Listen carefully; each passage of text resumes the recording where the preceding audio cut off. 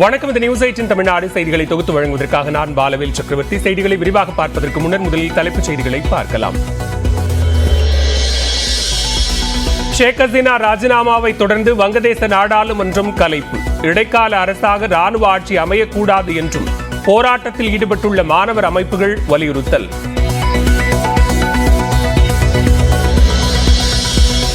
வங்கதேச வன்முறையில் நேற்று ஒரே நாளில் 135 பேர் உயிரிழப்பு. காவல்துறை துப்பாக்கிச் சூட்டில் மட்டும் 96 பேர் மரணம்.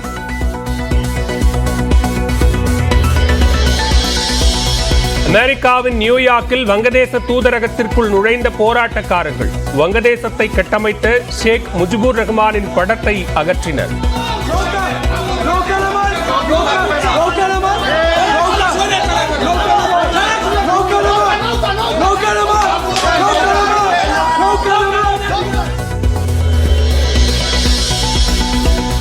இங்கிலாந்தில் தஞ்சமடைய ஷேக் ஹசீனா திட்டம். அமைதி கிடைக்கும் வரை இந்தியாவில் தங்கியிருக்க முடிவு.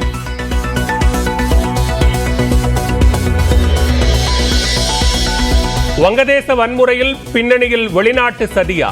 அனைத்து கட்சி கூட்டத்தில் மக்களவை எதிர்க்கட்சித் தலைவர் ராகுல் காந்தி கேள்வி.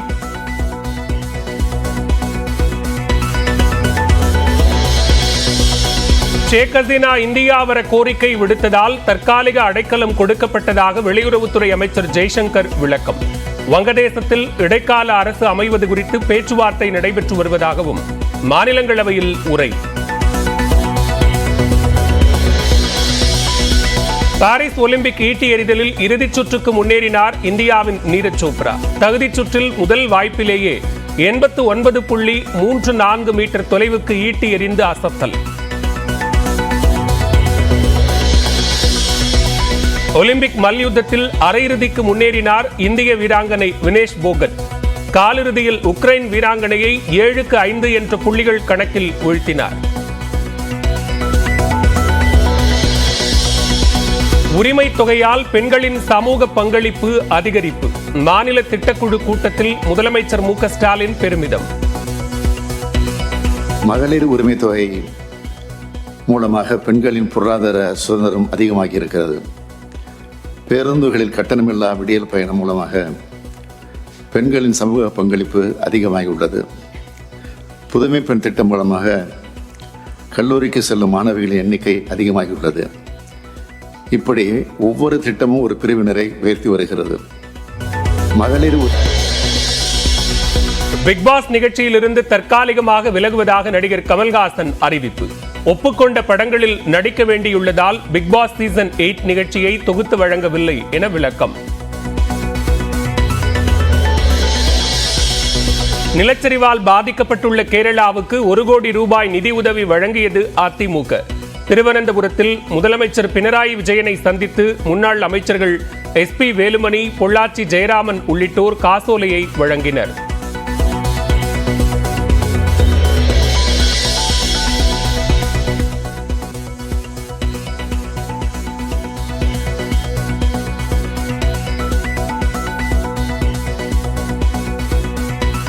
மாநில போலீஸ் வழக்கு பதிவு செய்த நிலையில் வழக்கு தொடர முடியுமா?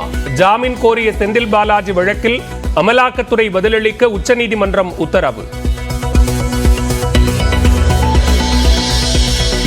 விலையில்லா வேட்டி சேலை மற்றும் மாணவர்களுக்கான பள்ளி சீருடை வழங்கும் திட்டங்களில் சுணக்கம் இல்லை. எதிர்க்கட்சித் தலைவர் எடப்பாடி பழனிசாமி குற்றச்சாட்டில் உண்மை இல்லை என்றும் அமைச்சர் காந்தி விளக்கம்.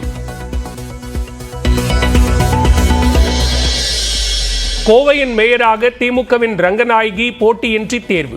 வெற்றி சான்றிதழை பெற்றதும் பொறுப்பேற்றுக் கொண்டார்.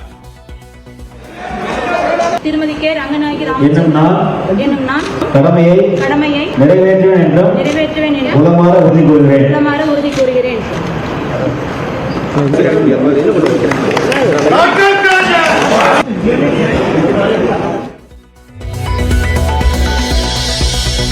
தஞ்சையில் பாதாள சாக்கடை சீரமைப்பின் போது மண் சரிவில் தொழிலாளர்கள் சிக்கிய சம்பவத்தின் பதற வைக்கும் CCTV காட்சி வெளியானது.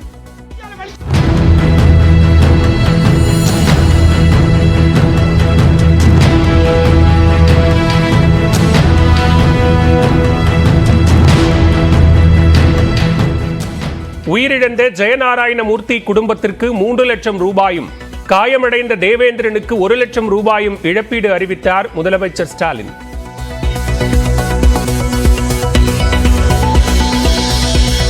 பொதுமக்களின் உயிருடன் விளையாடும் போலி மருத்துவர்கள் சமூகத்துக்கு ஆபத்தானவர்கள் என்பதால் இரும்பு கரம் கொண்டு ஒடுக்க வேண்டும்.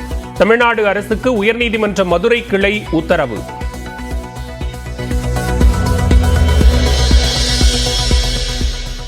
திருவண்ணாமலை மாவட்டம் ஆரணி பகுதிகளில் பலத்த காற்றுடன் மழை. வெப்பம் தணிந்து குளிர்ச்சி நிலவியதால் மக்கள் மகிழ்ச்சி.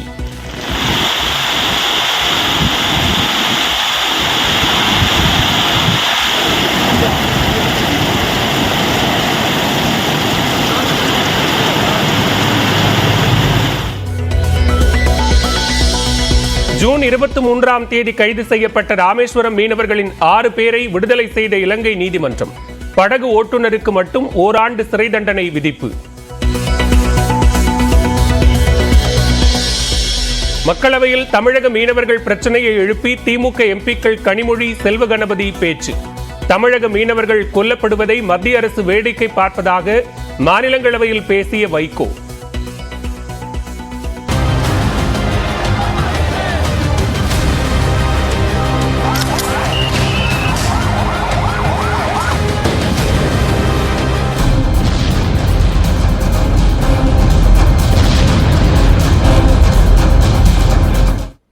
வங்கதேச பிரதமர் ஷேக் ஹசீனா பதவியை ராஜினாமா செய்த நிலையில் அந்நாட்டு நாடாளுமன்றம் கலைக்கப்பட்டுள்ளது. வங்கதேசத்தில் ராணுவம் ஆட்சி பொறுப்பை ஏற்ற நிலையில் அடுத்த கட்ட நடவடிக்கை குறித்து அதிபர் சகாபுதீன், ராணுவ அதிகாரிகள், கட்சித் தலைவர்கள், மாணவர்கள் போராட்ட குழுவினரிடையே ஆலோசனை கூட்டம் நடைபெற்றது. இந்நிலையில் வங்கதேச நாடாளுமன்றத்தை கலைத்து அதிபர் உத்தரவிட்டுள்ளார். இடைக்கால புதிய அரசை அமைக்க வழிவகை செய்யும் வகையில் இந்த முடிவு எடுக்கப்பட்டுள்ளதாக கூறப்படுகிறது. அதோடு வீட்டுக் காவலில் வைக்கப்பட்டிருந்த முன்னாள் பிரதமர் பேகம் கலிதா ஜியாவும் விடுதலை செய்யப்பட்டுள்ளார். வங்கதேசத்தில் அரசுக்கு எதிராக நடைபெற்ற வன்முறையில் நேற்று ஒரே நாளில் 135 பேர் உயிரிழந்தனர். பிரதமர் பதவியிலிருந்து விலகிய ஷேக் ஹசீனா வங்கதேசத்தில் இருந்து வெளியேறிய நிலையில் பிரதமர் அலுவலகத்தை போராட்டக்காரர்கள் சூறையாடினர். இந்நிலையில் தலைநகர் டாக்காவில் போராட்டக்காரர்கள் மற்றும் ஷேக் ஹசீனாவின் அவாமி லீக் கட்சியினரிடையே மோதல் ஏற்பட்டது. இதனை கட்டுப்படுத்த காவல்துறையினர் நடத்திய துப்பாக்கிச் சூட்டில் சுமார் 96 பேர் உயிரிழந்தனர். இதேபோன்று டாக்கா அருகே சாவர் மற்றும் தம்ராய் பகுதியில் போராட்டக்காரர்கள் மற்றும் காவல்துறையினரிடையே மோதல் மூண்டது. இதில் 18 பேர் உயிரிழந்த நிலையில் பத்திரிகையாளர்கள் உட்பட 50 பேர் படுகாயமடைந்தனர். உத்தராவில் காவல் நிலையம் அருகே சாதாரண உடையில் இருந்த அடையாளம் தெரியாத நபர்கள் போராட்டக்காரர்கள் மீது நடத்திய துப்பாக்கிச் சூட்டில் 10 பேர் உயிரிழந்தனர். இதனைத் தொடர்ந்து உத்தரா காவல் நிலையத்தை போராட்டக்காரர்கள் தீக்கிரையாக்கினர். இதேபோன்று காஜிப்பூரில் 2 வாகனங்களை வழிமறித்து அந்நாட்டு பாதுகாப்பு படையினர் நடத்திய துப்பாக்கிச் சூட்டில் 6 பேர் உயிரிழந்தனர். இந்நிலையில் டாக்காவில் உள்ள மருத்துவக் கல்லூரியில் நேற்று காலை 11 மணி முதல் இரவு 8 மணி வரை 37 சடலங்கள் கொண்டுவரப்பட்டதாக அந்நாட்டு ஊடகம் ஒன்று தெரிவித்துள்ளது.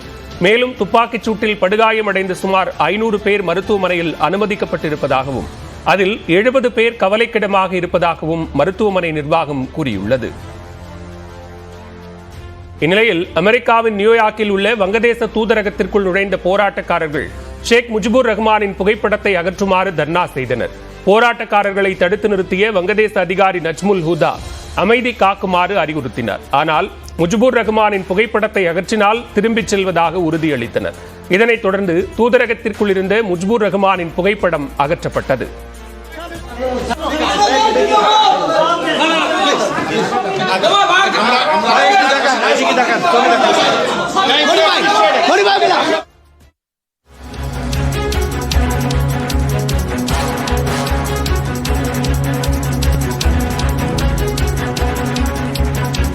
தற்போதைய அண்மை செய்தியை பார்த்துக் கொண்டிருக்கிறோம். ஆபாச விளம்பரங்களுக்கு தடை விதிக்க கோருவது பற்றி கூகுள் நிறுவனம் பதிலளிக்க சென்னை உயர்நீதிமன்றம் உத்தரவு பிறப்பித்திருக்கிறது.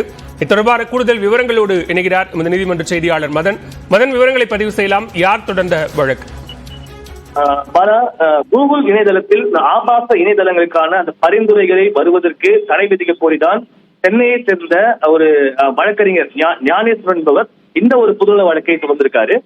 இந்த மனுவை பார்க்கும்போது, அதாவது இந்த இணைய பயன்பாளர்கள் கூகுள் தேடுதலில் அடிக்கடி பயன்படுத்தும் அந்த வார்த்தைகளை வைத்து சில தனியார் நிறுவனங்கள் தங்களுடைய அந்த விளம்பரத்தை பிரபலப்படுத்தும் அந்த ஒரு வசதியை இந்த கூகுள் நிறுவனம் தற்போது வழங்கியுள்ளது.